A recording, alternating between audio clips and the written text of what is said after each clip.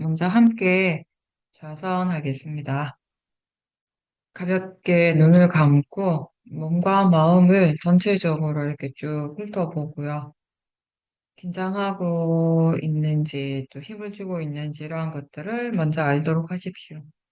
그렇게 알아차림하면서 자연스럽게 우리가 이 몸과 마음을 힘을 빼고 이완하는 연습을 하는 것입니다.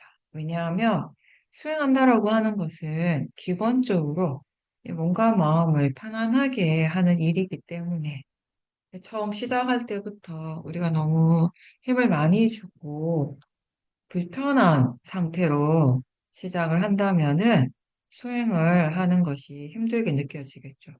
근데 이제 문제는 내가 그렇게 힘을 주고 있다는 사실 자체를 모르는 수행자들이 많다는 거죠. 그래서 이제 처음 시작을 할 때 이렇게 전체적으로 몸과 마음의 상태를 쭉 이렇게 확인을 해보는 겁니다. 훑어보는 것입니다. 이렇게 보면서 몸과 마음의 힘을 빼고 편안하게 좀 더 자연스럽게 수행을 할 수 있도록 하는 것입니다. 좌선 또는 행선을 시작할 때도 내가 뭔가를 하려고 하는 그런 마음보다는 사실은 하지 않으려고 하는 마음, 그냥 알기만 한다는 그런 마음가짐으로 볼 수 있다면은 우리가 좀 더 다르게 수행을 할 수 있을 것입니다. 지금 어떤 마음으로 법문 듣고 있는지를 알면서 듣도록 하십시오. 소리 듣는 마음을 알면서 듣고 있는지를 확인하시고요. 생각과 느낌을 알아차릴 수 있는지도 확인하십시오. 몸의 감각들이 또 대상이 될 수도 있겠죠. 윗바사나는 지금 이 순간 일어나고 있는 이 몸과 마음의 여러 가지 현상들을 대상으로서 알아차림하는 수행입니다. 이렇게 알아차린다라고 하는 것 자체가 어렵지는 않지만 이 사띠가 이어지기 위해서 우리는 굉장히 많은 연습과 반복되는 연습과 그리고 시간, 노력이 필요하겠죠. 수행의 지속성이 굉장히 중요한데 그걸 유지하기 위해서는 사실 지혜가 함께 있어야 되는 거죠. 가장 기본적인 지혜는 이제 바른 견해입니다. 그리고 수행할 줄 아는 지혜도 필요합니다. 이 방법적인 면을 보게 되면 수행하기 위해서 대상 쪽에 강하게 집중하는 것은 아니에요. 몸과 마음에 대해서 관심을 두고 또 관심을 두기 때문에 거기에 대해서 우리가 생각을 하는 것이고요. 그래서 자연스럽게 지금 이 몸과 마음에서 무엇이 일어나고 있는가를 아는 것이죠. 이렇게 관심을 두기 위해서, 자기 자신에게 관심을 가지기 위해서 질문을 자주 하는 것이 필요합니다. 쉐오민 수행은 이 수행에 좀 더 능숙해지기 위한 방법으로 질문을 많이 활용을 하죠. 사띠에 익숙해지기 위해서, 사띠 하는 것에 익숙해지기 위해서 질문을 하고요.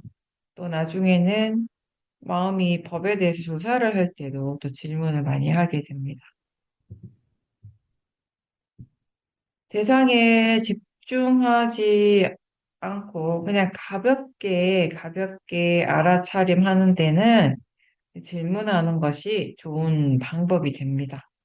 굳이 우리가 집중하지 않아도 힘을 많이 주거나 애쓰지 않아도 질문하는 순간에 마음이 자기 자신 쪽으로 오니까 알아차림을 바로바로 하게 되니까 이렇게 하는 사띠가 가볍고 자연스러운 사띠입니다. 그래서 이제 사띠 할 때의 느낌이 대상을 딱 붙잡고 있는 그런 느낌이 아니라 대상을 그냥 가볍게 터치하는 느낌? 마음이 대상을 향해 있고 가볍게 터치하는 그런 정도의 느낌이라는 거죠. 마음은 항상 대상과 함께 일어납니다. 그게 법이에요. 근데 그 대상에 계속 머물러 있지는 않아요. 알아차리면서 견해를 점검하십시오. 하나의 대상을 알 때 마음이 그 대상 쪽으로만 오로지 향하지 않고 다른 대상에 대해서도 충분히 이렇게 마음을 열어놓는 그런 연습이 우리에게는 필요합니다. 예를 들어서 걸을 때 발의 느낌 쪽에 그 발의 감각에 어느 정도 집중을 하더라도 눈이라든지 뭐 소리 들리는 것처럼 다른 쪽에 다른 감각기관에서 지금 무엇이 일어나고 있는지 어느 정도 관심을 두게 되는 거죠. 그렇게 했을 때 발의 감각뿐만 아니라 동시에 알아차림할 수 있는 대상들이 여전히 더 많이 있죠. 일단 우리가 걸을 때 보지 않을 수가 없잖아요. 봐야 돼요. 본다는 거, 그 보이는 것을 알아차리고 소리 들리는 거나 냄새에 대한 알아차림이 일어나는 것이 그렇게 어려운 것이 아니겠죠. 또 걸으면서 마음은 항상 생각을 하잖아요. 계속 생각이 일어나죠. 이제 그 생각을 알아차릴 때 생각과 함께 일어나고 있는 마음의 느낌도 역시 같이 또 알아차림할 수 있는 것이고요. 생각과 느낌을 함께 지켜보게 되면 아무래도 생각의 내용에 너무 집중하지 않고 이 생각하는 마음을 알아차림하는 것이 좀 더 쉽게 될 수 있을 겁니다. 보는 것이나 듣는 것을 알 때도 느낌은 항상 일어납니다. 근데 수행자들이 보는 것을 알아차릴 때 보는 쪽에만 너무 강하게 집중해서 알아차림하니까 그때 마음의 느낌이 같이 일어나고 있다라는 것을 잘 모르는 거죠. 소리 들을 때도 그렇고요. 맛을 알 때도 냄새를 맡을 때도 다 마찬가지예요. 그런 대상들, 색성향 위촉 법이라고 하는 이런 대상들을 알 때마다 마음의 느낌도 항상 함께 일어나고 있습니다. 그리고 또 뭐가 일어나는가 하면 그런 대상들을 향해서 반응하는 마음이 또 있죠. 그런 마음들도 다 함께 볼 수 있다면은 우리는 그걸 더 좋은 사띠라고 얘기를 하는 거죠. 그래서 원래 마음이 이렇게 여러 가지 작용들이 같이 일어나고 있습니다. 대상에만 너무 집중하지 않고, 너무 집착하지 않고, 가볍게 알아차림하면 이런 여러 가지 대상들을 함께 아는 것이 사실은 더 자연스러운 거예요. 호흡을 지켜볼 때, 호흡을 지켜보는 수행자들이 좌선하는 시간 내내 호흡만 볼 수가 있겠습니까? 그거 굉장히 힘든 거예요. 불가능한 거예요. 마음의 성품 자체가 그렇게 한 곳에만 머물러 있지 않거든요. 계속 다른 대상들로 향하고 있어요. 그럴 때 억지로 호흡에만 딱 이렇게 머물러 있도록 하는 것은 굉장히 힘이 드는 일이에요. 자연스럽지가 않기 때문에.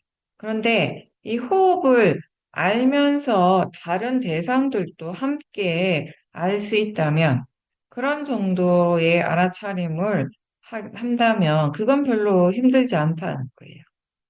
그렇게 우리가 알아차림을 계속 유지해 나가는 것입니다. 그래서 육문을 자연스럽게 알아지는 대로 다 아는 거죠. 육문에서 일어나는 작용들을. 그게 사실은 그렇게 어렵지 않죠. 그리고 누구나 할 수 있는 건데, 근데 자꾸 이제 이 마음이 집중을 하려고 하니까 그게 사티가 잘 안 되는 거예요. 그 집중을 꼭 하지 않더라도 우리는 이 알아차림을 통해서 충분히 좋은 마음의 힘을 키울 수 있다라는 것을 이제 수행자가 수행을 통해서, 체험을 통해서 이해해야 되는 거죠. 좌선할 때도 마찬가지입니다. 혼자서 자선하실 때도요, 너무 집중하지 않도록 가볍게 알아차림하도록 하셔야 돼요.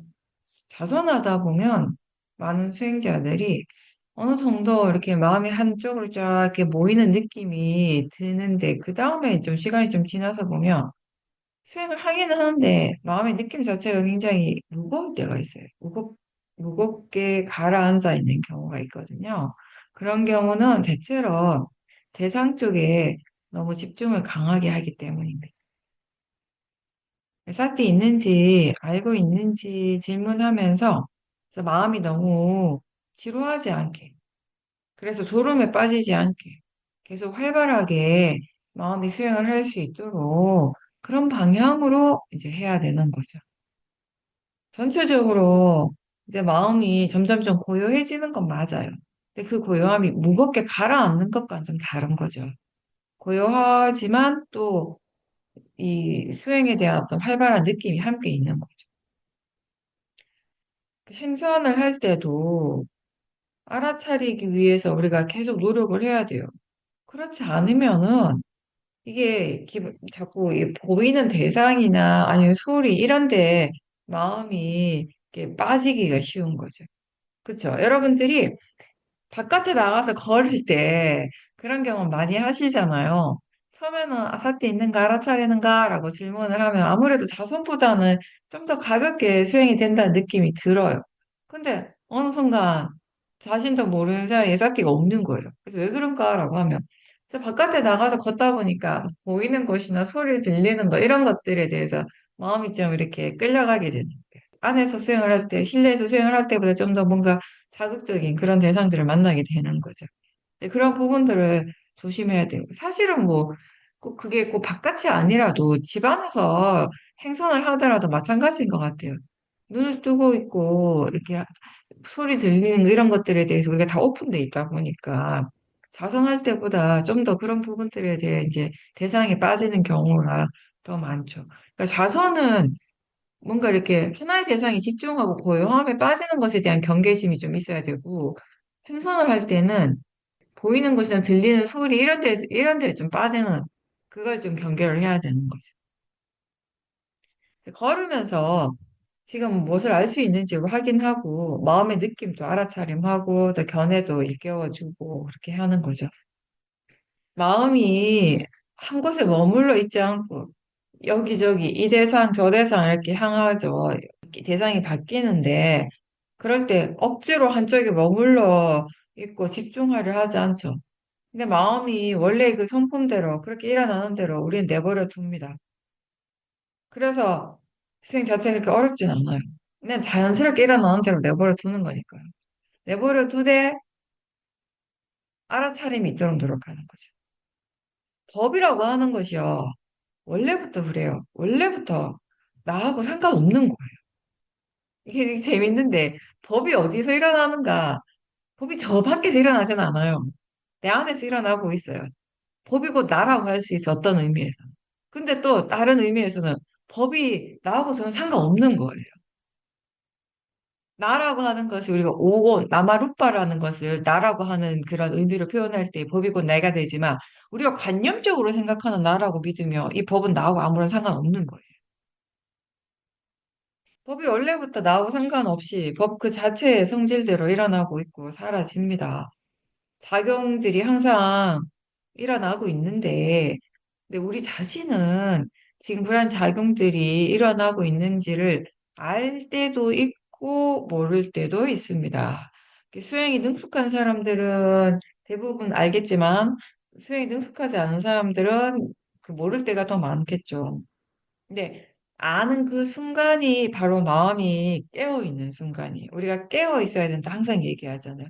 알아차리는 순간인 거죠. 모르는 순간은 반대, 모화, 어리석음이 있는 순간이에요. 문제는 모른다는 사실조차 모른다라는 거죠. 모른다라는 사실도 모른 채 우리가 많은 시간을 보낸다는 거예요. 이제 수행이 익숙해지고 마음을 보게 될 때 수행자가 그동안 자신이 이 어리석음으로, 모하의 마음으로 얼마나 많은 시간을 보냈는지 그때 알고 느끼는 거죠. 이 어리석음이라고 하는 이 마음은 아무 때나 알 수 있고 볼 수 있는 것이 아니라 지혜가 있을 때만 볼 수 있어요. 무엇을 몰랐는지 또는 무엇을 잘못 알고 있었는지를 아는 것, 그게 지혜입니다. 알아차림을 계속 반복하면서 여기 익숙해져야 돼요. 그래서 언제든지 할 수 있어야 되는 거죠. 그때 대상은 뭐든지 상관이 없습니다. 선법이든 불선법이든 지금 그것을 알아차리고 있다라는 그게 중요해요. 왜냐하면 그 마음이 수행을 하고 있기 때문입니다. 누구나 다 지금 이 순간을 삽니다. 과거도 미래도 우리에게 실제가 아니고요. 우리에게 진짜는 바로 지금 일어나고 있는 바로 이 순간이에요. 마음이 체험하는 것은 오롯이 이 현재의 순간입니다. 이렇게 마음은 항상 지금의 순간을 살고 있지, 과거에 머물러 있지도 않고요. 미래에 가 있지도 않습니다. 그런 마음은 없어요. 과거와 미래는 그냥 관념인 거죠.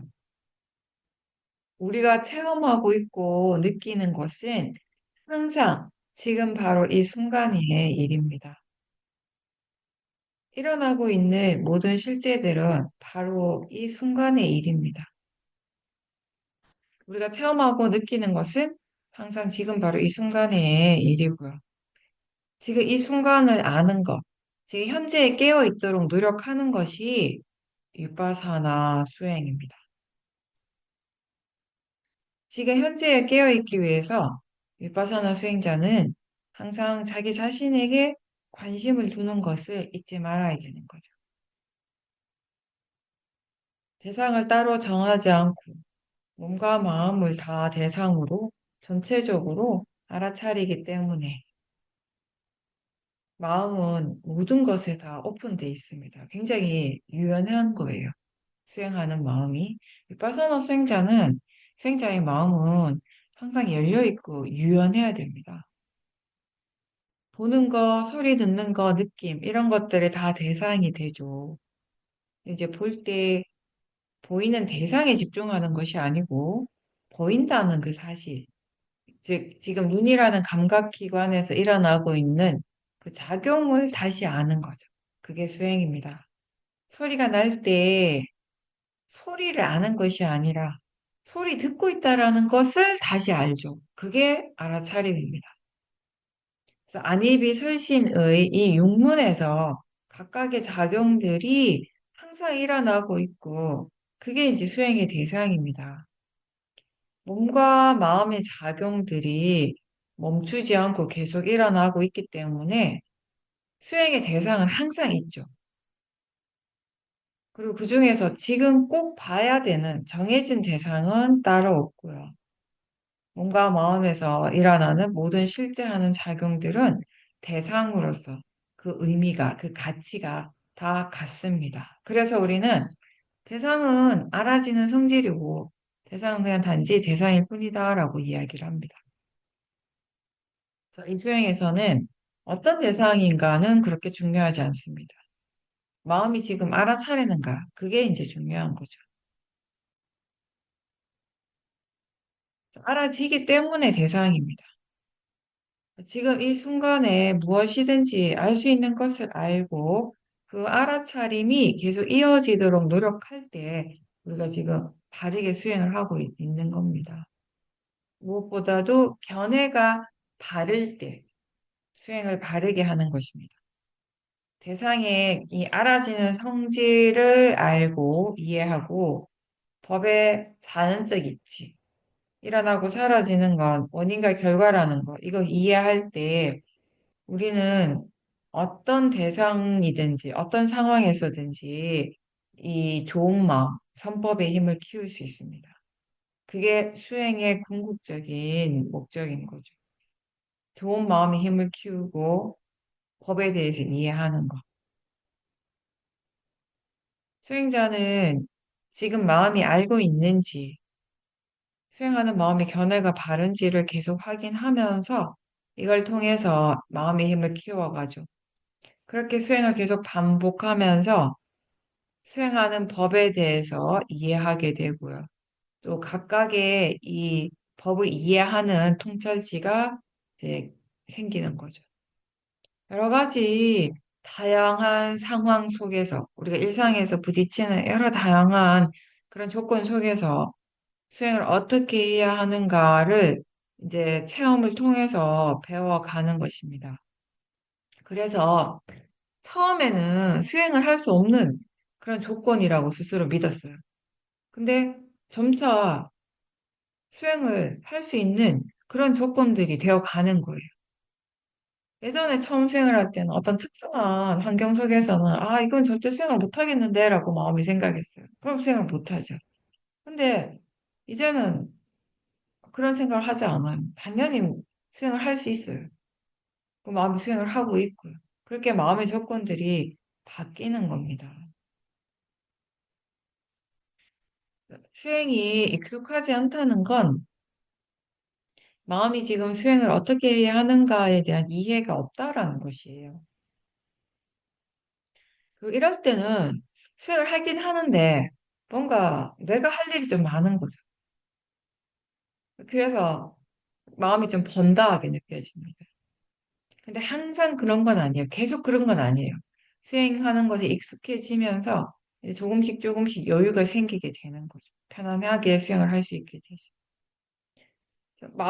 수행은 마음이 하는 일인데, 근데 이제 처음에는 자꾸 내가 알아서 질문을 해줘야 되고, 걔네들 일깨워줘야 되고, 관념과 실제에 대해서 생각을 해야 되고, 그 수행을 바르게 하기 위해서 내가 할 일이 많죠. 근데 이제 그 수행에 대한 이해가 생기면서 힘을 덜 쓰게 되고, 수행이 자연스러워지는 겁니다. 내가 개입하지 않아도 마음이 이제 수행을 알아서 하게 되죠. 수행을 어떻게 해야 하는가에 대한 지혜가 있으면은 이제 이 수행이 힘든 일이 아니에요. 그냥 할 수 있어요. 그냥 자연스럽게 이어지게 되고, 그러니까 하루 종일 수행해도 예전처럼 그렇게 피곤하지가 않은 거지. 사람들이, 특히 불자들이 이제 수행을 할 때 열반이라든지 깨달음, 이런 것에 대한 생각을 하는데, 사실 그 이전에 우리한테 정말 필요한 것은 수행을 어떻게 해야 하는가에 대한 생각이에요. 근데 그 생각을 잘 하기 위해서 우리는 이제 바른 정보들, 수행에 대한 바른 정보들을 많이 들어야 되는 거죠. 많이 듣고 읽고 하면서 그런 것들이 이제 토대가 되어서 바르게 생각을 할 수 있게 되는 것입니다. 수행할 줄 아는 지혜가 먼저 선행이 되어야지 법을 이해하는 지혜가 생기고 결국 열반으로 갈 수 있게 되는 거예요. 이 수행할 줄 아는 지혜가 있으면 그 지혜가 수행을 이끌어 갑니다. 그래서 이제 내가 뭔가를 한다라는 느낌이 별로 없이 그냥 저절로 수행이 되는 듯한 그런 느낌으로 수행을 하게 되고요. 그럴 때 우리는 수행하는 마음을 그냥 전체적으로 지켜보게 됩니다. 그런데 그때 이제 좀 조심해야 되는 건 만약에 수행을 더 잘하고 싶어 하는 마음이 일어나면 또 내가 거기에 개입을 하게 되고 그렇게 되면 오히려 수행을 더 잘하기가 어렵게 돼. 항상 얘기하잖아요. 수행을 잘하고 싶어 하는 마음으로 하면 잘할 수가 없다고. 잘하시고 싶어 하는 마음 없이 수행할 때 더 잘할 수 있다고. 근데 문제는 잘하고 싶어 하는 마음이 일어나고 안 일어나고가 내가 어떻게 조절할 수 있는 부분이 아니라는 거죠. 이 수행에서 자주 문제가 되는 부분, 항상 문제가 되는 부분이 탐심이죠. 가장 큰 문제가 되는 부분이라고도 할 수 있습니다. 내가 바라는 대로 잘 안 될 때는 그게 잘 되기를 원하는 그런 마음이 있고, 또 수행이 잘 되면 더 잘하고 싶어 하는 욕심이 또 생기는 거예요. 근데 이러한 탐심을 우리가 대상으로 잘 지켜보지 못하면은 이 탐심이 계속 영향을 주게 되고, 그러면 수행이 어렵죠. 수행의 발전이 없죠. 알아차림이 잘 되지 않을 때 너무 많은 것을 하려고 애쓰지 말고요. 그냥 단순하게 하십시오. 지금 쌀 때 있는가? 마음이 아는가? 그렇게 질문을 자주 하는 것이 가장 좋습니다. 어떻게 하면 수행을 잘할 수 있을까요? 어떻게 하면 사티가 잘 될까요? 라고 질문을 하면 답은 그냥 이거예요. 그냥 단순하게 질문을 자주 하는 거예요. 아는가? 또는 사티 있는가? 라고 질문할 때 마음이 당연히 알아차리죠. 수행을 잘 하고 있다가도 때로는 이게 또 어떤 여러 가지 문제, 일상적인 문제로 마음에 이제 번뇌가 생기고 마음의 질이 안 좋아질 때가 또 종종 있죠. 우리가 살다 보면, 그쵸? 예상하지 못한 일들이 많이 벌어지잖아요. 이제 그럴 때 조심해야 할 것은 그러니까 수행적인 측면만 얘기를 한다면 이게 이 마음의 질이 떨어지면 수행이 더 잘 안 되겠죠. 그랬을 때 일어나는 것이 이제 그 불만족스러움, 실망, 이런 것들이 다 화예요. 그죠? 도사.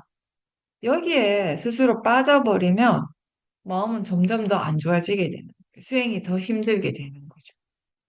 이때도 항상 얘기하듯이 처음으로 돌아가는 겁니다. 처음으로 돌아가서 가장 단순하게 하는 겁니다. 우리에게 처음이라는 무엇입니까? 항상 알아차림과 바른 견해죠. 알아차림이 있는가 질문하고 바른 견해를 확인하는 것입니다.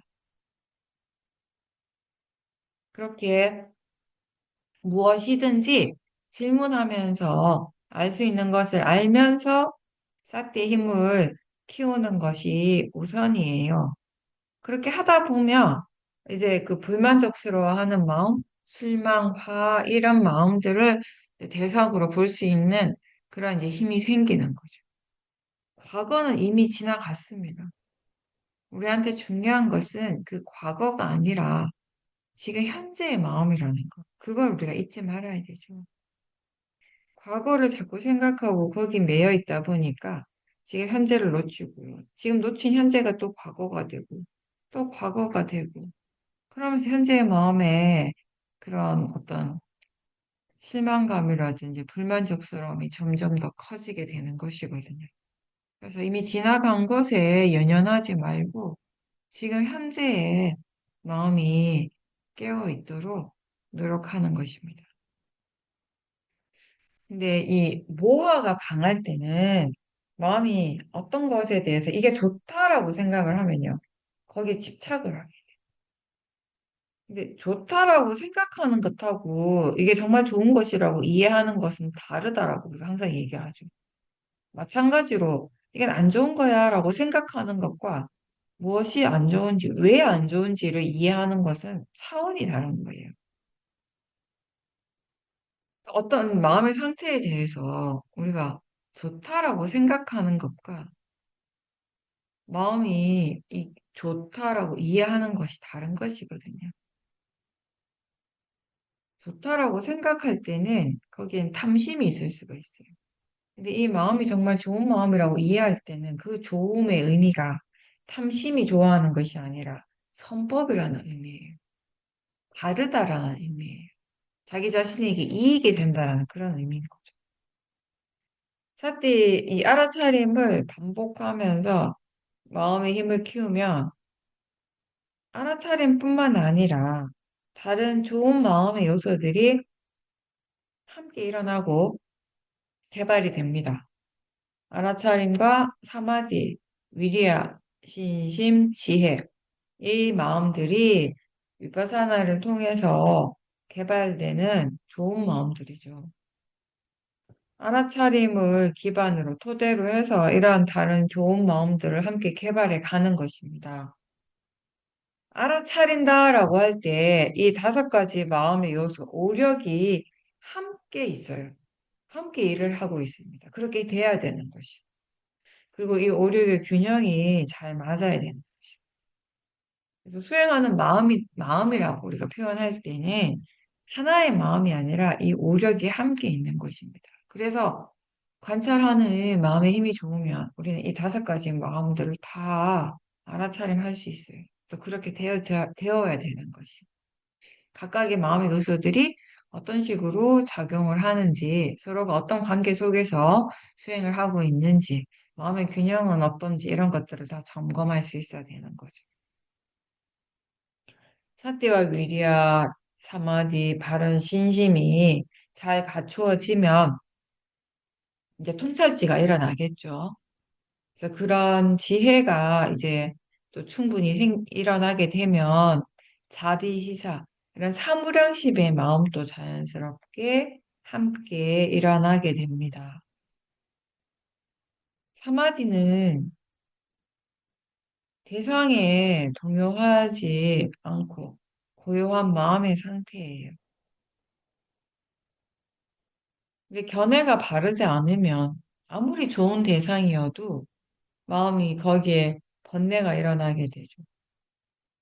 마음에 동요하게 되고 뭔가 이렇게 불편한 느낌, 번다한 느낌 일어날 수밖에 없습니다. 근데 이제 견해가 바르고 사띠가 이어질 때 마음이 고요해지죠. 어떤 대상에도 동요하지 않고 흔들리지 않는 안정감이 거기에 있습니다. 이렇게 지혜로서 마음이 고요해지고 안정적이 되는 것입니다. 그러니까 이러한 사마디는 이런 바깥의 어떤 외부적인 요인에 별로 영향을 받지 않아요.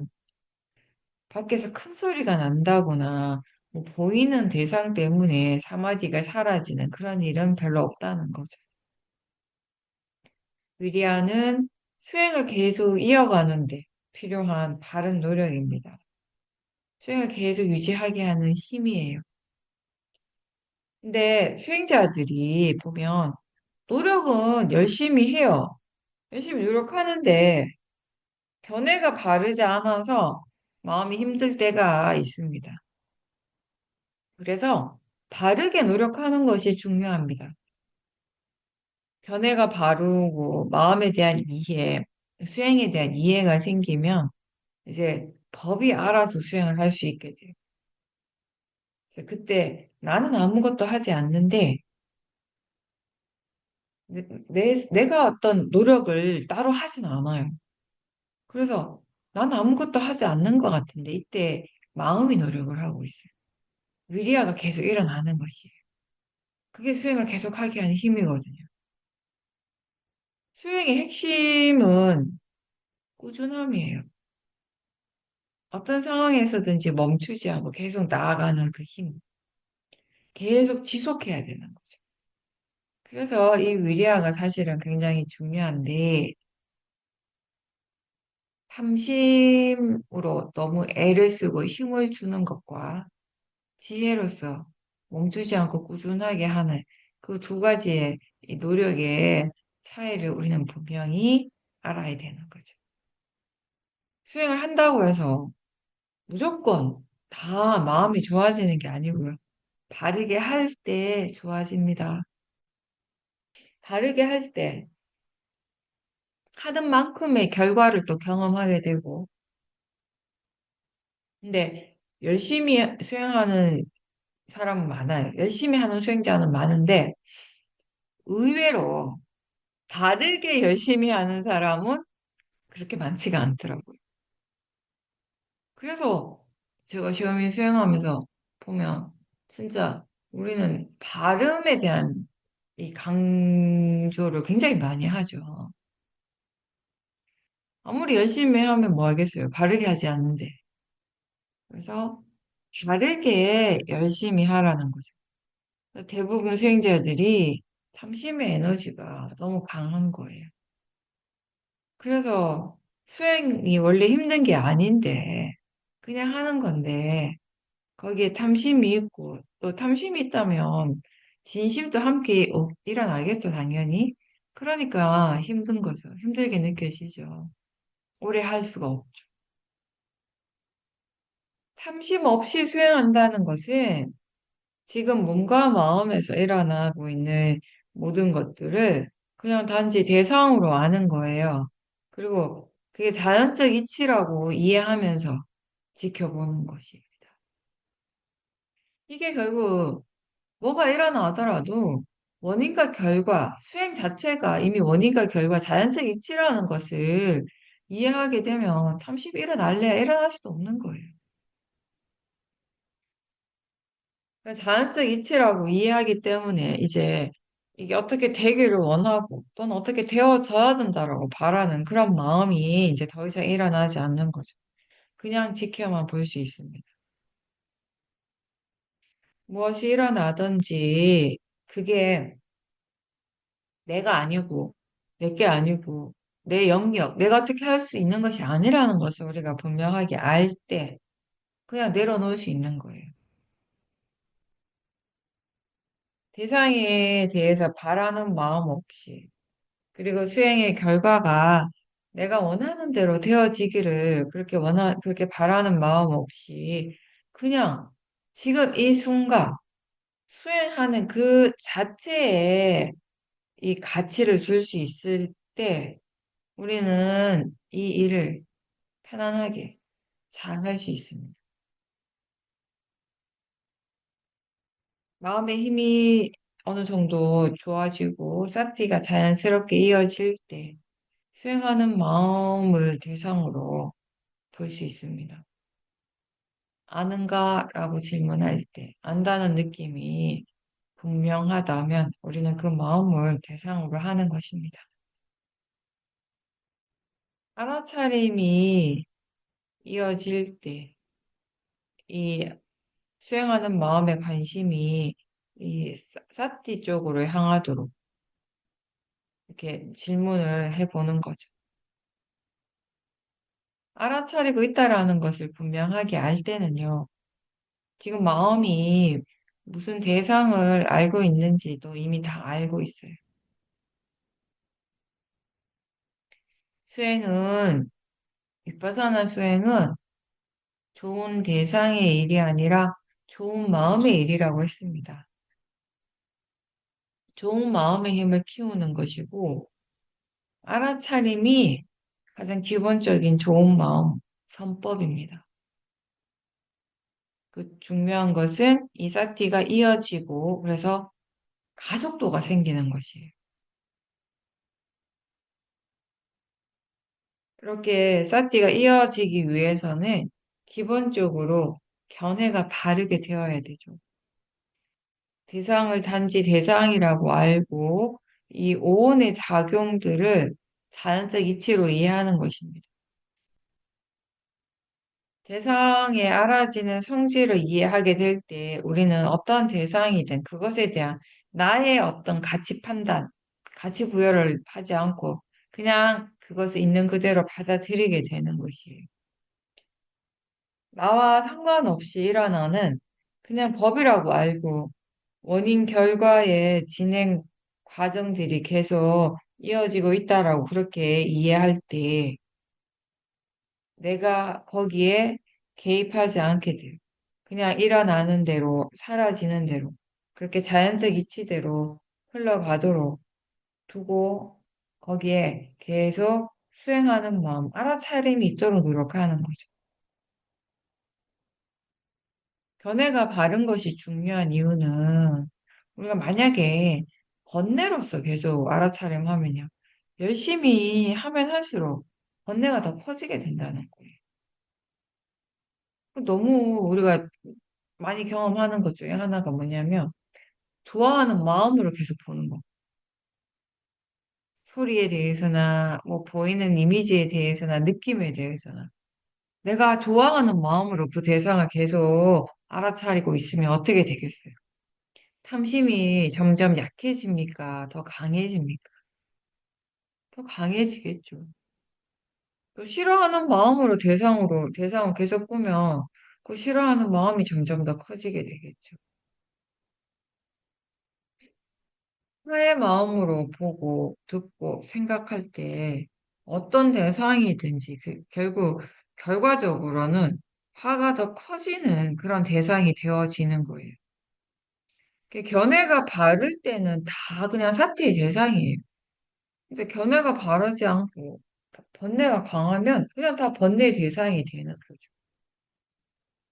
그래서 이게 번뇌라고 하는 것이 대상의 문제가 아니고 견해 때문에 일어나는 것이에요. 그래서 우리는 지금 어떤 마음가짐으로 알아차리는가를 항상 확인하라고, 점검하라고 하죠.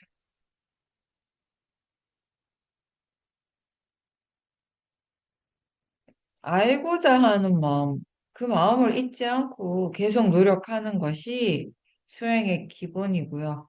그렇게 할 때 마음의 힘이 좋아집니다.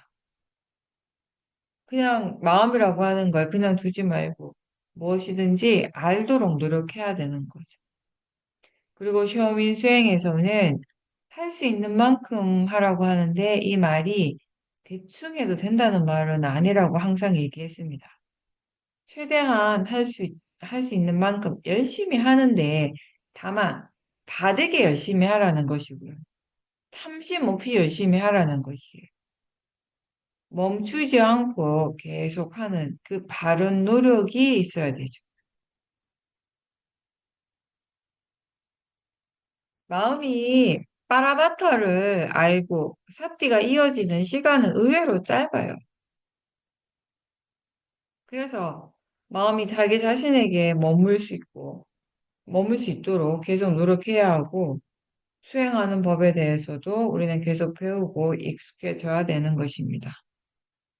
게으르고 수행하기 싫을 때도 있겠지만, 그때도 그 마음을 대상이라고 알고 알아차리도록 노력해야 되고요. 수행의 바른 대상은 실제 하는 작용, 빠라마타죠. 근데 마음이 어떤 것을 알 때 자동적으로 관념적인 알미 굉장히 먼저 일어난다라고 해야 될까? 이게 이 알미 우리에게 더 분명하죠, 항상. 그게 오랜 습관인 거죠. 그래서 수행자는 지금 실제 하는 것이 무엇인가에 대해서 생각을 할 수 있어야 돼요. 보통의 마음은 보는 순간 지금 그 보이는 것이 무엇인지 그 대상에 대해서만 생각을 하죠. 그 명칭을 생각하고 색깔과 모양에 집중하고 그리고 이미 가지고 있는 정보를 바탕으로 여러 가지 생각들이 막 일어나요. 그 생각의 내용을 따라가서 번뇌가 일어날 때가 많습니다. 보는 순간 마음이 바로 이렇게 관념적으로 해석을 해요. 근데 보통의 마음은 그게 전부예요. 알고 있는 전부인 거죠. 그런 관념적인 의미들이. 그래서 뭔가를 알 때 눈을 통해서나 귀를 통해서나 육문을 통해서 알아지는 모든 것들이 다 그렇게 관념화되고 그 내용들이 마음이 아는 전부가 되는 거예요. 그래서 수행자는 지금 무엇이 실제인지를 생각을 해줘야 되는 거예요. 아니면 그 관념적인 내용에 빠지고 그걸 따라가게 되니까. 보고 있고 보이고 있다는 사실을 깨워주면서 마음의 관심이 실제하는 쪽으로 향할 수 있도록 그렇게 해야 되는 거죠. 지금 육문에서 일어나고 있는 그 작용들에 대해서 생각을 해야 되는 것입니다. 관념에만 집중을 하면 결국 이 고정관념으로 해서 일어나는 여러 가지 생각의 영향을 많이 받게 되고, 그리고 번뇌가 일어나게 되죠. 지혜는 관념이 아니라 실제를 대상으로 할 때 일어납니다. 우리가 자선을 할 때 오래 앉아 있어서 다리가 저리고 아플 때 그렇게 다리가 아프다라고 할 때 보통은 사람들이 다리가 실제로 있다라고 믿어요. 다리가 실제로 있고, 자신이 그 다리를 보고 있고, 다리를 안다라고 생각을 해요. 내가 다리를 보고 있고, 다리를 만지고 있고, 느끼고 있다라고 생각을 하는데, 사실 마음이 그때 진짜 알 수 있는 것은 감각이라는 거예요. 왜냐하면 다리라고 하는 것은 원래 없는 거니까. 다리는 관념이기 때문에 마음이 직접적으로 아는 것이 아니죠. 알 수 있는 것이 아니에요. 다만 다리라고 생각하는 것이에요. 실제로 지금 체험하고 있는 것, 마음이 진짜 알고 있는 것은 감각이라는 겁니다. 근데 그 감각도 아프다라고 우리가 그렇게 생각을 하고 아픈 느낌이 일어나고 있다라고 믿는데 사실 아픈 느낌, 통증이라고 하는 것이 따로 있지는 않아요. 그 감각이 분명하게 일어나고 있는데 그때 여러 가지 다양한 감각들이 사실 느껴지고 있거든요. 근데 그 특정한 어떤 감각에 대해서 우리가 통증이라고 생각을 하는 거죠. 그 다리와 감각은 전혀 다른 거예요. 다리라고 생각하는 그 마음이 사라져도요, 감각은 사라지지 않아요. 몸이라고 생각하는 그 마음이 사라진다고 해서 감각이 사라지겠어요? 안 사라지죠.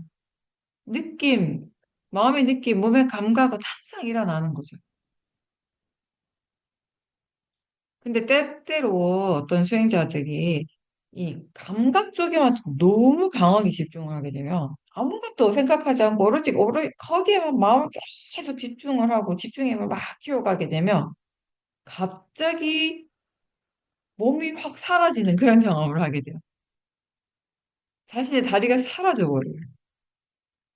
물론 진짜 사라지는 건 아니죠. 그건 말이 안 되는 거죠. 근데 다리가 사라졌다라고 본인이 생각하고 그걸 믿어요. 그 순간에. 몸이 사라지고 오롯이 감각만 있는 그런 상태를 경험하기도 하는 거죠. 근데 관념과 실제는 기본적으로 항상 함께 일어나고 있습니다. 그리고 관념은 관념의 일을 하고 실제는 실제의 작용을 하는 것이고 위파사나 수행자는 그 각각의 작용들을 둘 다 분명하게 아는 것, 그게 중요해요. 그러면 돼요. 어느 한쪽을 사라지게 하는 것이 아니라. 몸이 사라지고 감각만 오롯이 나타난다고 해서 그게 수행을 잘하는 것이 아니라 감각은 감각대로 알고 몸이라고 생각하는 그 마음은 그 마음대로 알면 되는 거죠. 무엇을 보고 듣고 맛보고 느끼고 생각하고 냄새를 맡든지 육문의 작용들이 일어날 때 그 작용 자체는 실제이고 이때 관념도 항상 함께 일어나죠. 그래서 우리는 뭔가를 보고 난 다음에 내가 뭘 봤는지 생각할 수 있는 거예요. 그죠? 뭘 먹었을 때 맛을 알 때도 마찬가지예요. 음식에 대해서 우리는 이미 알고 있어요. 내가 무엇을 먹었는지 나중에도 생각할 수 있어요. 근데 이제 보통의 마음은 이 관념이 만드는 그 세상만 안다는 거죠. 그래서 그게 세상의 전부고 그것이 오롯이 진짜라고 믿어버린다는 거. 그렇게 믿어버리면 이 마음이 생각하고 싶은 대로 생각을 하게 돼요. 관념이라고 하는 것 자체가 그런 거니까. 그래서 지금 자신이 경험하는 것에 대해서, 대상에 대해서 항상 좋고 싫고 또는 괴롭고 즐겁고 이런 식으로 자꾸 판단을 하게 되는 거예요. 그거 자체가 번뇌죠. 대상에 대해서 어떻게 생각하고 판단하는가가 사실 이게 보면 기본적으로 과거의 경험으로부터 학습된 고정관념들이 우리에게 굉장히 많은 영향을 주어요. 좋다라고 할 때 거기에 이미 탐심이 있고 싫고 괴롭다라고 할 때 거기에 화의 마음이 있습니다. 그럼 우리는 중요한 게 뭐냐면 좋다라고 그 느낌에 매몰되는 것이 아니고요. 싫어하는 그 마음의 느낌에 빠지지 않고 그 탐심과 그 진심의 마음을 대상으로 알아차림하는 거죠. 법은 그냥 법인데 법을 알지 못하고 법이 지금 일어나고 있는데 그걸 나라고 믿고 내가 있다라고 생각하고 내 것이라고 믿는 마음이 있어요. 그게 뭐하죠? 어리석음이죠.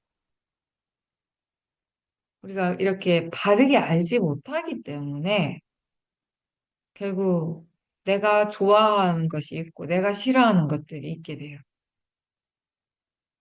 내가 좋아하는 것에는 집착하고 싫어하는 것은 자꾸 거북하고 거부하려고 하고 이런 것들이 계속 반복되고요. 그 반복의 과정들을 거치면서 번뇌가 점점 더 강력해지는 거죠. 이제 윗바사나 수행하면서 이런 번뇌들이 결국 바르지 않는 생각, 바르지 않은 견해에서 일어난다라는 것을 이제 알게 됩니다. 관념과 실제가 따로따로의 작용이지만 항상 함께 일어나고 있다는 것을 이제 우리가 점점 알게 되죠. 관념과 실제를 구분하는 지혜가 없어서 거기에서 또 많은 번뇌가 일어났다라는 것을 깨닫게 됩니다. 관념을 관념으로 알고 실제를 실제로서 알 때 많은 번뇌들이 이제 사라지게 되겠죠. 지금 알아차림이 있죠. 그죠? 그러면 지금 마음에 알아차림 그 자체가 아주 분명합니까? 아니면 대상이 분명합니까? 대상과 마음 둘 다 분명하게 지켜보고 있습니까? 삿대가 있다라는 것을 분명하게 알면서 수행하는 사람도 있고요. 그 수행하는 마음이 분명하지 않지만, 그래도 이 육문의 작용들을 대상으로 알아차림할 수도 있고요. 무엇이든지 사실 상관없어요. 그냥 뭔가를 알고 있다면 마음의 수행을 하는 거죠. 만약에 알아차림이 분명하면 그 알아차림이라고 하는 그 마음이 어떤 모양이나 색깔을 가지고 있나요?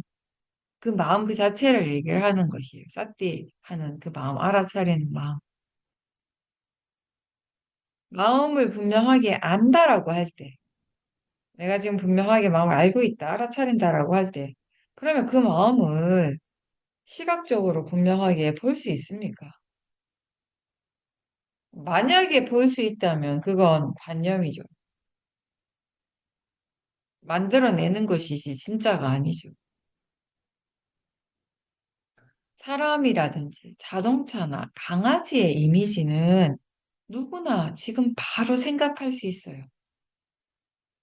그런데 마음 그 자체의 이미지는 아무도 알 수가 없습니다. 그렇죠? 마음의 이미지를, 마음이라고 하는 것을 한번 떠올려 보라고 할 때, 그건 이미지가 없는 거잖아요. 네모도 아니고, 마음은 세모도 아니고, 동그란 원도 아니고, 그렇다고 해서 흰색도 아니고, 검은색도 아니에요. 빨간색도 아니고, 모양과 색깔은 없습니다. 그런데 그 고유한 작용이 있습니다. 작용이 일어납니다. 작용 그 자체로서 지금 일어나고 있고요. 이렇게 일어나고 있기 때문에 우리는 알 수 있습니다. 이렇게 마음이라고 하는 것이, 법이라고 하는 것이 작용하고 있고 분명하게 알아지지만 아무도 그것을 볼 수는 없어요. 빠라마타, 실제인 거죠. 그게 실제의 성품인 거죠. 고유한 성질이 있고 그 작용이 일어나지만 눈으로 볼 수 있는 것은 아니에요. 고정된 실체가 없습니다. 그런데 누구나 다 알 수 있고 느낄 수는 있습니다.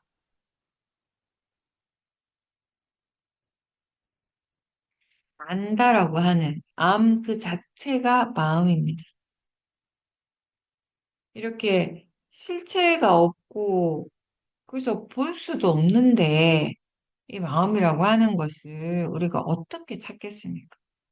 어디에서 찾겠어요? 그죠? 못 찾죠. 찾을 수 있는 게 아니죠. 근데 수행자들이 이 마음의 성질을 잘 모를 때는 자꾸 찾으려고 해요. 찾아서 보려고 합니다. 그러니까 마음도 자꾸 만들어내는 거죠. 근데 찾으려고 애쓰는 거 말고 그냥 지금 알려고 노력하면 돼요. 알고자 노력하는 거죠. 다양한 마음의 작용들이 이미 일어나고 있고요. 그게 일어날 때 최대한 알도록 노력하는 것입니다. 이렇게 몸에서, 마음에서 지금 무엇이 일어나고 있는지 알도록 노력할 때 마음의 힘이 점점 더 좋아지게 됩니다. 무엇이 실제인가를 알고 그걸 대상으로 견해를 바르게 우리가 수행을 할 때 이 대상은 이전과 같은 건데 그때 일어나는 마음이 전혀 다르다라는 것을 경험을 하게 돼요. 이 바른 견해가 있고 실제 하는 것을 분명하게 우리가 대상으로 알아차릴 때 그때 우리는 이 수행이 자기 자신에게 정말 이익이 되는 일이라는 것을 이해하게 돼요. 수행의 가치는 지혜가 압니다. 수행이 왜 꼭 필요한 것인지를 아는 것은 지혜입니다. 관념과 실제는 이해되는 것이에요. 이해되어져야 되는 거죠. 그 관념이 마음의 작용 중에 하나입니다. 그래서 항상 일어나게 되어 있어요. 그리고 관념은 우리가 살아가는데 꼭 필요한 마음의 요소입니다. 일상에서 이런 관념이 작용하지 않으면 사실상 우리는 아무것도 할 수가 없을 겁니다. 길을 걸을 때 이 대상과의 거리에 대해 생각을 해야 되고요. 보폭이나 걸음걸이의 높이 이런 것들을 다 알아야지 우리가 걸을 수가 있어요. 계단을 오를 때 어느 정도 다리를 들어야지 계단에 부딪히지 않는지 마음 이런 것들을 다 계산을 하거든요. 그게 다 상해작용이에요. 관념적인 작용들이. 어느 정도가 적절한지 마음이 다 계산을 하고 있기 때문에 부딪히지 않고 길을 걸을 때도 넘어지지 않고 우리가 잘 걸을 수 있는 거예요. 밥을 먹을 때 한번 생각해 보세요. 그럼 관념의 작용이 없으면 이거 어떻게 먹겠냐고요. 그리고 이 관념의 작용이 없으면 한 번 본 사람이나 사물을 기억을 못 해요. 명칭을 부를 수도 없어요. 우리의 삶의 이 경험의 대부분들이 이런 관념적인 것들로 연결되어 있는데, 이루어져 있는데, 근데 이런 관념이 일어나기 위해서는, 일어나려면, 거기에 실제하는 작용이 이미 함께 일어나고 있는 거예요. 근데 이제 우리 그 부분을 잘 몰랐다라는 거죠. 이렇게 관념이 하나의 작용으로 그것의 이치대로 일어나고 있고요. 그 수행자는 그 관념을 알기 위해서 노력하는 것이 아니라 지금 일어나고 있는 실제가 무엇인지에 대해서 관심을 두고 생각을 하고 그렇게 법을 알아차리는 일을 부지런히 해야 되는 거죠.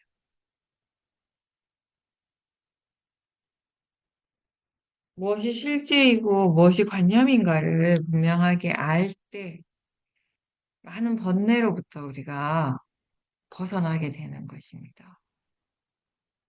위파사나 수행의 목적이 일어나는 것을 있는 그대로 지켜보면서 법을 이해하는 것이잖아요.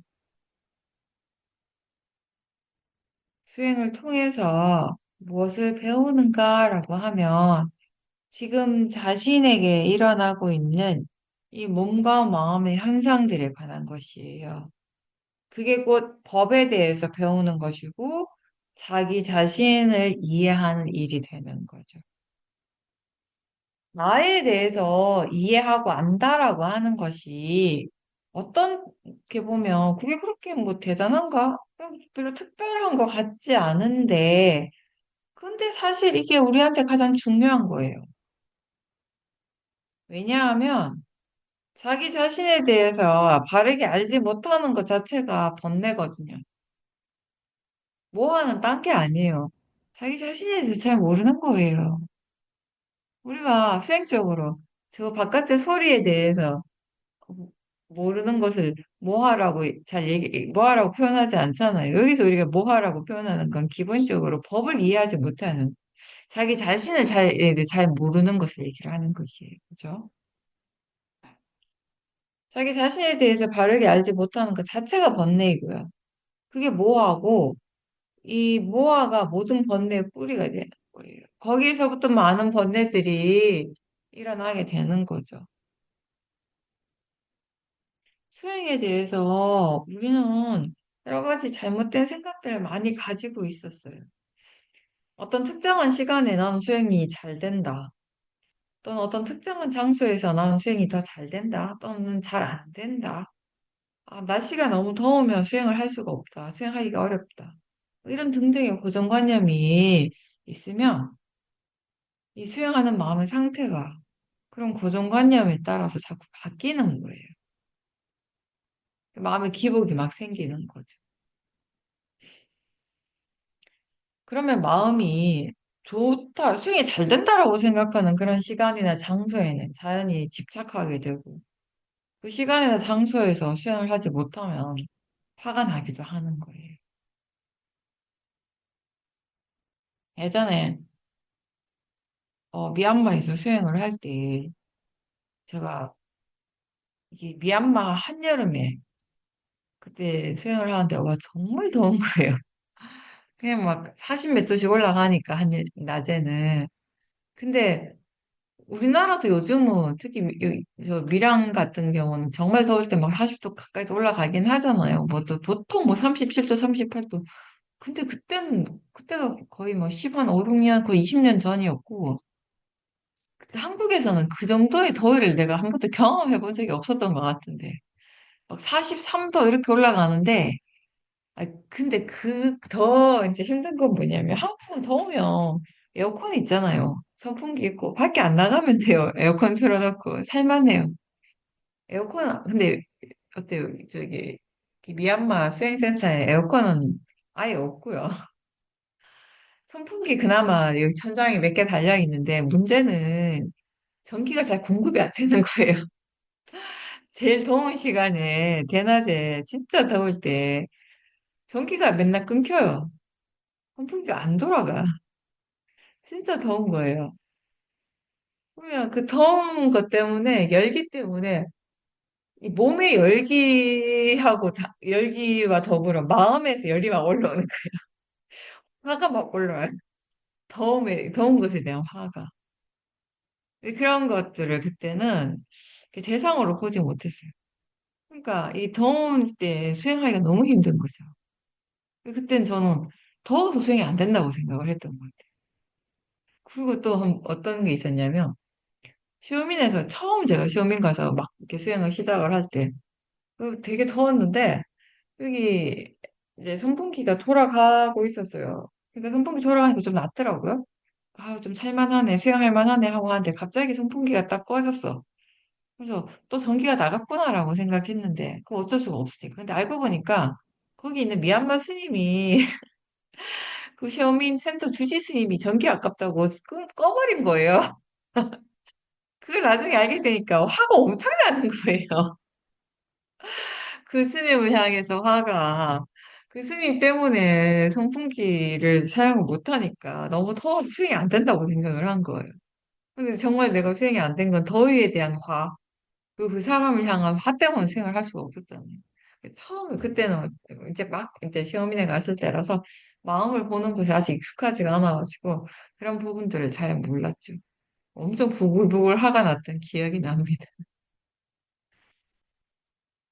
그래서 이게 우리가 마음에 대해서 잘 모르면요. 마음이라고 하는 것을 대상으로 제대로 잘 볼 수가 없으면은 진짜 이유, 이게 이 번뇌가 일어나고 수행이 잘 안 되는 이런 진짜 원인을 모르는 거예요. 알 수 없는 거죠. 알 수 없는 것으로 그냥 끝나면 되는데 거기서 멈추지 않고 마음대로 생각을 해버리는 거예요. 더워서 수행을 못 하겠어. 이런 식으로. 그러니까 뭐 장소라든지 시간이라든지 어떤 외부적인 그런 환경 요인 그런 그런 조건들에 자꾸 의미를 부여하게 되고 그런 것에 대해 그런 거에 자꾸 마음이 집착을 하게 되는 것이. 수행이 잘 되는 진짜 이 원인은 각자 자기 안에서 일어나고 있는데, 그죠? 마음의 조건이잖아요. 근데 그걸 제대로 보지 못하고 알지 못하니까 다른 걸 자꾸 원인이라고 스스로 짐작하고 또 그걸 믿는 거죠. 그러니까 내적인 그 진짜 원인을 제대로 보지 못하고 알지 못하고 자꾸 외부적인 것들을 생각하고 그걸 믿어버리고 거기에 대해서 집착하거나 화를 내게 되는 거죠. 그런 이치로 우리는 자기 자신에 대해서도 굉장히 많은 잘못된 생각들을 가지고 있어요. 고정관념들이 많이 있습니다. 나는 어떤 사람이다라고 스스로 그렇게 정해놓고 그런 본인이 정해놓은 그런 생각의 틀에 또 자기 자신이 갇혀버리는 거예요. 나라는 존재가 지금 이 순간 이 몸과 마음에서 일어나고 있는 그 현상들을 떠나서 어디 따로 있는 것이 아닌데 지금 일어나고 있는 그 자체가 나인데 우리는 자꾸 나라고 하는 것을 실체하는 것으로 믿고 있죠. 뭔가 항상한 뭔가가 있다라고 믿는 거죠. 그 나를 보려고 하는 거. 근데 우리가 수행해서 나를 본다라고 하는 것은 어떤 항상하고 실체가 있는 것을 찾는 것이 아니라 지금 일어나고 있는 육문을 통해서 일어나고 있는 이 실제하는 작용들 그거예요. 그런 현상들을 알아차리고 그런 작용들을 이해하는 것. 그게 자기 자신을 이해하는 것이고요. 그 이해에서 이제 무상과 무아에 대한 통찰지도 생기는 거죠. 일어나게 되는 거죠. 불교의 관심이, 이 불교 수행의 관심이 오온을 벗어나지 않는 이유가 바로 그것입니다. 나를 힘들고 괴롭게 하는 것이 저 바깥에 있는 것이 아니라 바로 여기에서 일어나고 있어요. 동시에 열반으로 갈 수 있는 통찰지도 지금 여기에서 일어날 수 있는 거예요. 몸과 마음을 대상으로 해서. 그래서 우리는 사띠 하는 것을 잊지 않고 자기 자신을 아는 것, 자기 자신을 지켜보는 것을 항상 해야 되는 거예요. 그렇게 그 일을 항상 하려면은 좌선과 행선뿐만 아니라 일상에서의 알아차림이 굉장히 중요한 거죠, 사실은. 그래서 지난번에도 얘기했지만 우리가 집중 수행을 할 때 그런 열이, 그런 진지함이 집에서, 일상에서 이어져야 되는 거예요. 진지함이라고 하는데 그게 막 애를 쓰는 그런 의미가 아니잖아요. 항상 알아차림을 잊지 않고 알아차리고자 하는, 수행하고자 하는 노력을 계속 열심히 한다는 거예요. 그런 의미예요. 항상 자기 자신에게 관심을 가지고 수행에 대한 열의를 가지고서 게을리하지 않는다. 그 의미입니다. 우리는 수행을 결코 대충 하지 않아요. 우리가 수행을 진지하게 할 때 법도 우리를 보호해 주게 됩니다. 대충, 그냥 설렁설렁 대충 하면 법이 나를 보호해 줄 수가 없어요. 일상에서 많은 것들이 일어나고, 때로는 바쁘고 복잡해서 수행을 놓치기도 하죠.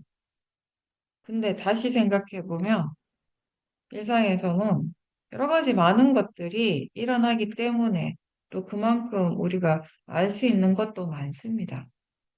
조금만 관심을 기울이면 알 수 있는 것들이 많아요. 그래서 마음이 더 깨어 있고 더 적극적으로 수행을 할 수 있어야 돼요. 일상생활에서는. 밥을 먹을 때에도 우리가 법당에서 수행하듯이 그런 마음가짐으로 알아차림을 해야 돼요.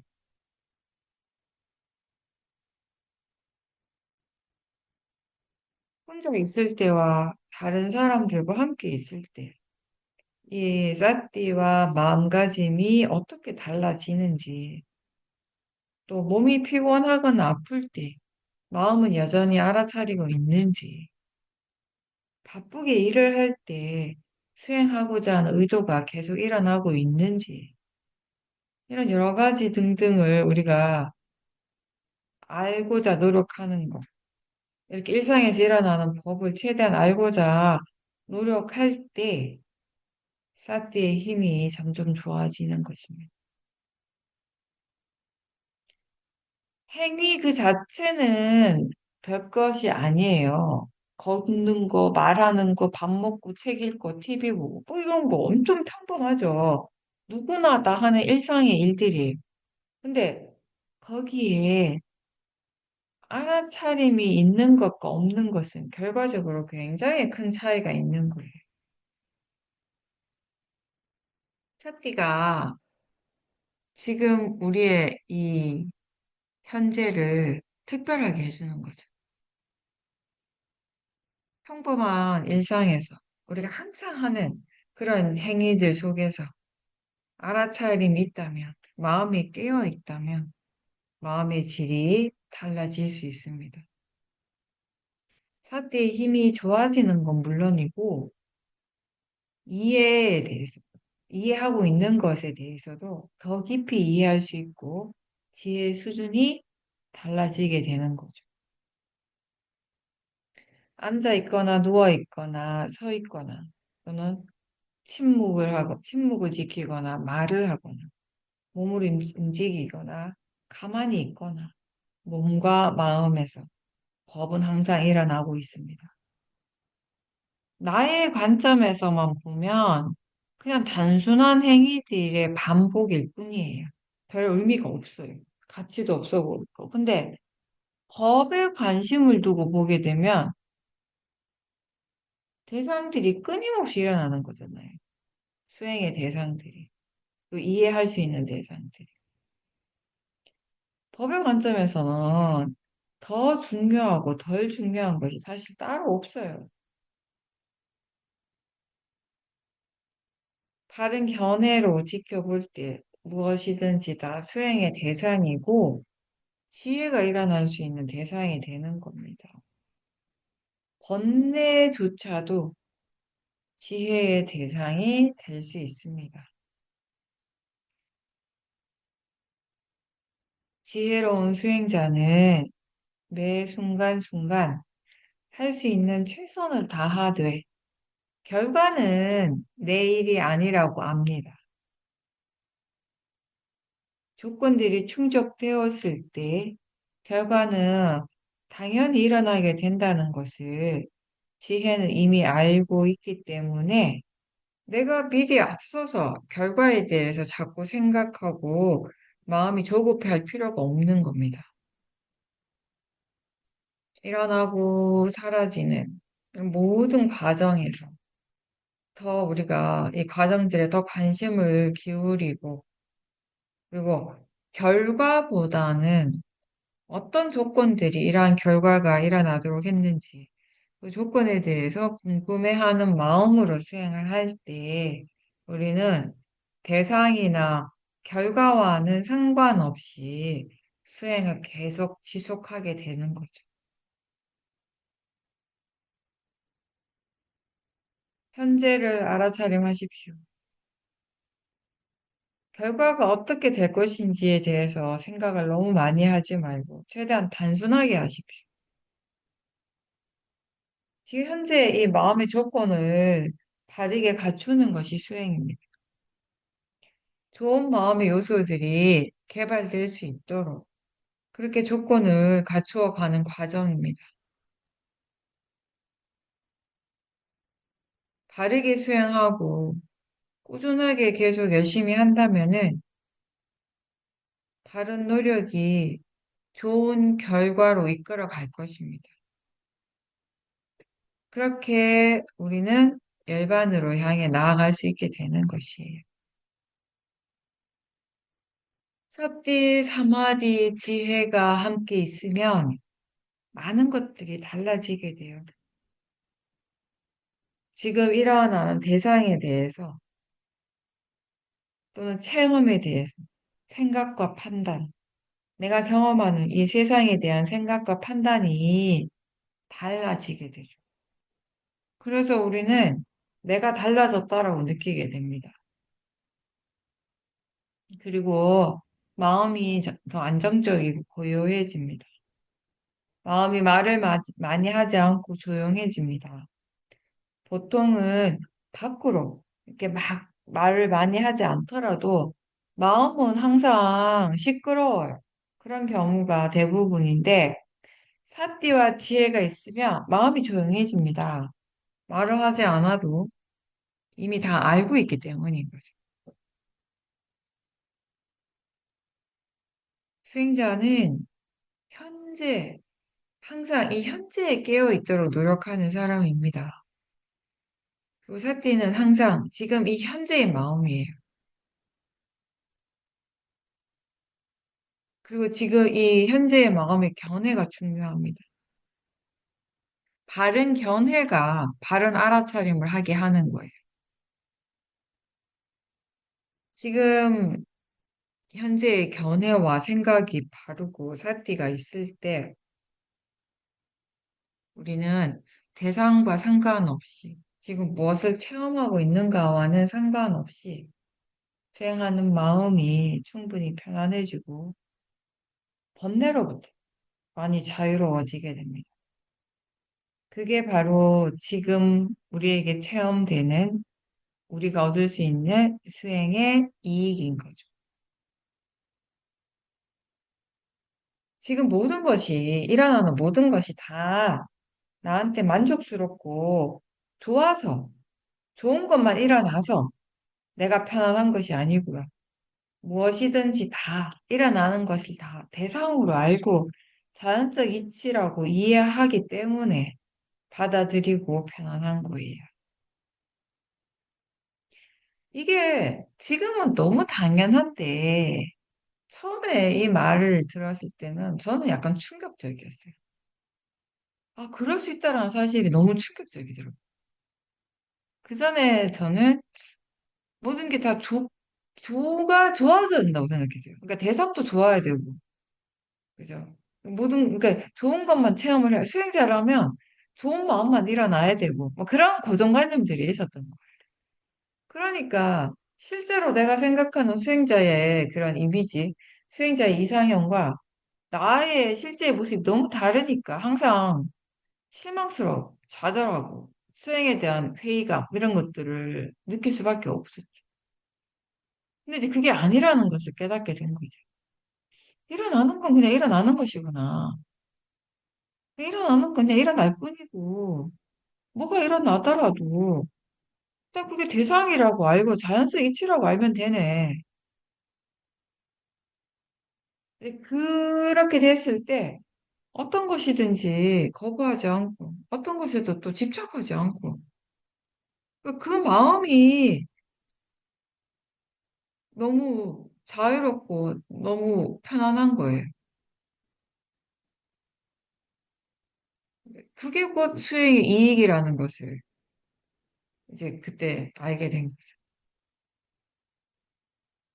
스스로에 대해서 바르게 알고 객관적으로 자기 자신을 바라볼 수 있는 그 마음의 힘이 우리 자신을 편안하고 자유롭게 만드는 겁니다.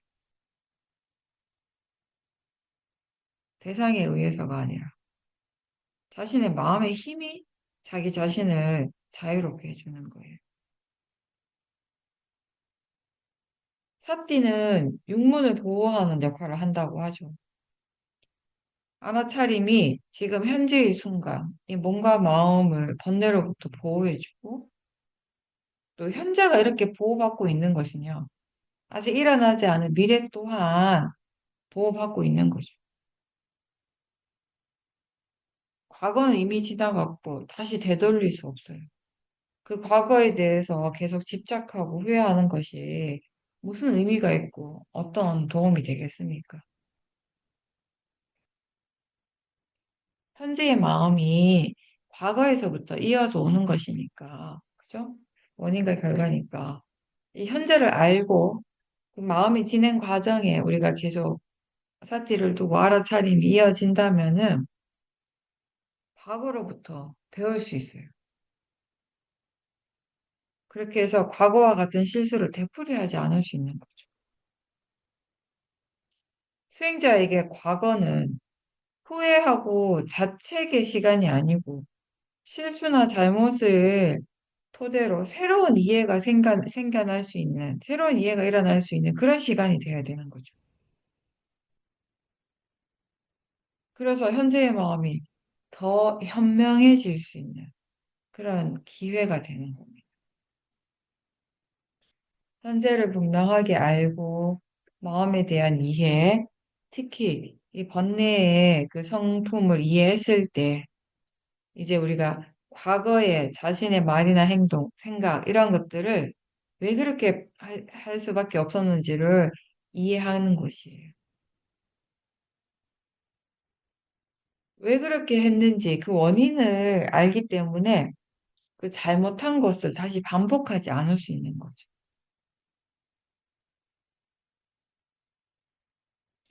현재의 마음의 지혜가 이제 새로운 조건이 되어서 대상에 대해 과거와는 다르게 생각하고 다른 선택을 할 수 있게 되어서 같은 실수를 이제 반복하지 않는 겁니다. 법이 항상 일어나고 있고,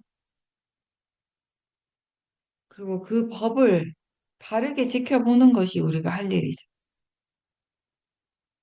법답게 수행하려고 항상 노력할 때, 그 과정에서 우리는 내가 조금씩 조금씩 달라지고, 또 이 삶이 수행의 일부가 되어 간다는 것을 느낍니다. 바른 방향으로 달라지게 하는 직접적인 요인은 지혜입니다. 이해했을 때, 이해한 만큼 우리가 좋은 방향으로 변하게 되는 거죠. 이러한 지혜가 일어나도록 우리는 수행을 꾸준하게 해야 됩니다. 탐심의 열정이 아닌 꾸준한 노력으로 법의 이치를 이해해 가야 되는 거죠. 그렇게 한 걸음 한 걸음 지혜를 향해서 나아가도록 항상 노력하십시오.